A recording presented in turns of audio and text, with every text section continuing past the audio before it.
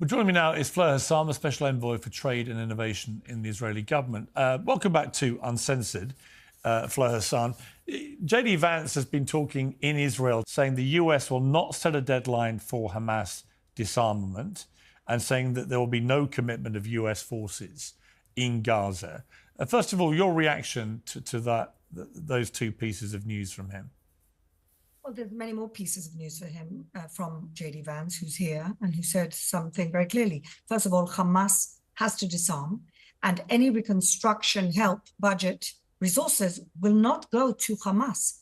And so he's very busy, and today he spent the day with Jared Kushner and Witkoff in Kiryat Gat, which is the Center for the International Security Force, putting together that security force in order to replace Hamas. What has Hamas done since Israel retreated? They returned the living hostages, which was, I think, President Trump's biggest feat that I've seen.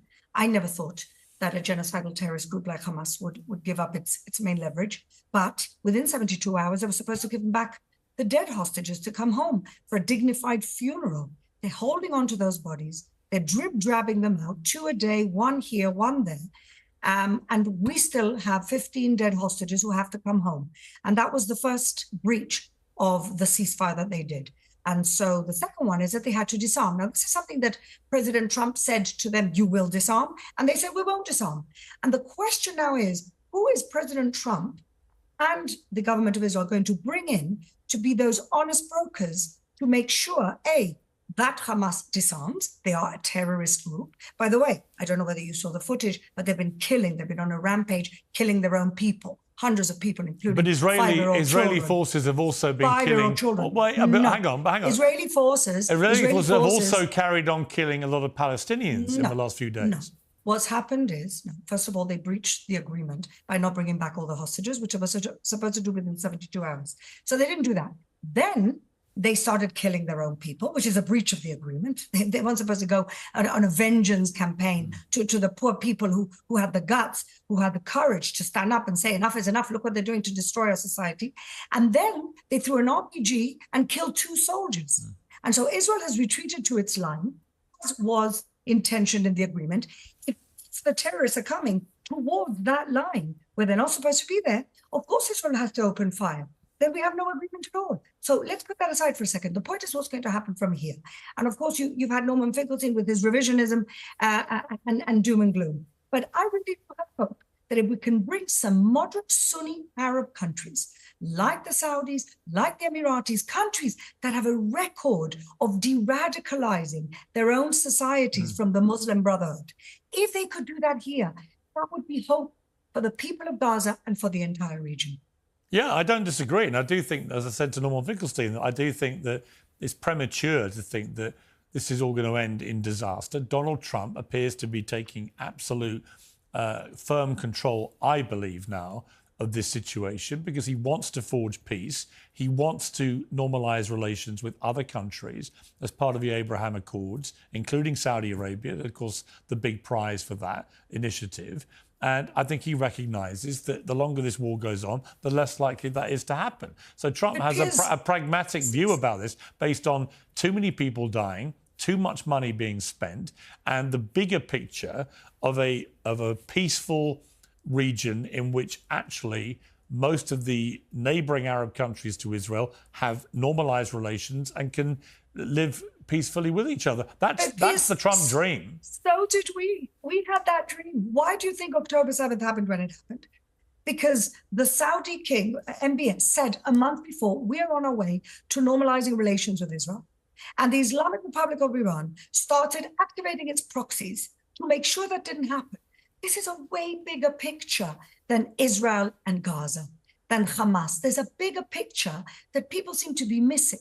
And that is that the Middle East, for a while now, has been split into 2.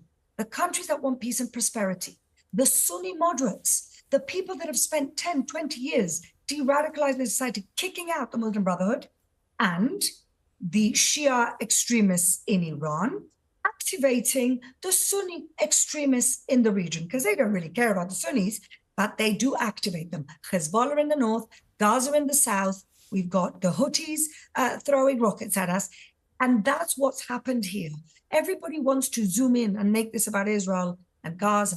But if you zoom out a little bit, you see that there's something much bigger going on in the region. And that is why, and I've always said this, the arrangement, the solution can only be regional, because this is a regional story. I don't disagree with that. I want to just talk briefly about what's going on with Maccabi Tel Aviv, the football team, obviously in Israel, and this ongoing farce, it seems to me, over their trip next month with Aston Villa here in the UK. They've now announced, Maccabi Tel Aviv, they're not going to sell tickets to their own fans. How sad. Well, I think it's not just sad, it's kind of slightly inexplicable at a time when the British Prime Minister's intervened and said, this should happen, this game should go ahead with fans on both sides. It seems an odd time for the team or the club to just basically withdraw and surrender on this. Why have they done that? Because Keir Starmer intervened, but the police never said that they could protect these fans. And so if the police are not guaranteeing their protection, what are we doing? Sending lambs to the slaughter? We're taking responsibility for the fact that Britain and the police in Britain have given in to an Islamist mob that doesn't want Jews going to that game. I think it's disgraceful. It's disgraceful that the police just rolled over and said, no, it's fine. They shouldn't be here. When did that ever happen? This is the first time it's happened. And I don't like to make comparisons to Nazi Germany, but in 1933, Jews started getting excluded from public events. Well, it's not. Well, I would say, look, on a technical point, it's not the first time you've had games where opposition fans have not been allowed to go, and it's often been linked to football hooliganism by British fans of British clubs, actually. So there is historic precedent. That's what I'm saying, and the cynicism to say, oh, it's because they misbehaved. Come on, football fans are known for misbehaving. I made this point to someone yesterday. To use that as an excuse is so farcical. No, I agree. It's ridiculous. I agree. I think the idea that the British police are incapable of avoiding too much trouble erupting at this fixture, I think is ridiculous. And also it sends a very dangerous precedent where if people think that the police are going to roll over in policing football matches, then where does that end?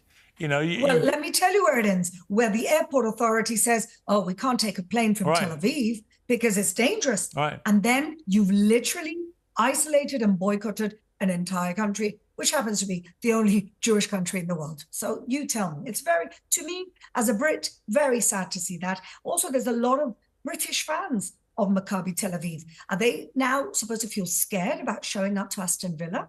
Because they're on the side of the team. Let's say many Jewish people now, if in solidarity with Maccabi Tel Aviv show up, are those fans, because they're Jews now, they're not even coming from Israel, they're supposed to be worried? Is the West Midland Police going to protect any fans of Maccabi Tel Aviv or just the ones flying in from Israel? It's honestly a very bad, dangerous and sad precedent. I agree. And I don't think it should be happening. And I don't like the way any of this has been handled. And I think it sets a very bad precedent. And I'm astonished, actually, that we, I'm not. When even the British Prime Minister intervenes and said this is ridiculous, you would have thought that the police chiefs involved would crack their heads together and work this out. And but the it's idea a perfect... look, they've policed games over the years with extremely volatile sets of fans who hate and detest each other and would, kill each other if they were given half a chance. And they've managed to police those. And I just don't understand why they rolled over on this one, which sends such a poor message to the world. Absolutely. And I think that two-tier policing is a very real thing. And it's you made a point scary. I agree with. Imagine if this was an African football team, people would be outraged and calling it racism. But because it's Israel and Jews, it's okay. It's hard to disagree with that. Because I think you're right about that. It's open season for Jews at the moment. Fleur, Hassan, I appreciate you coming back on. Thank you very much.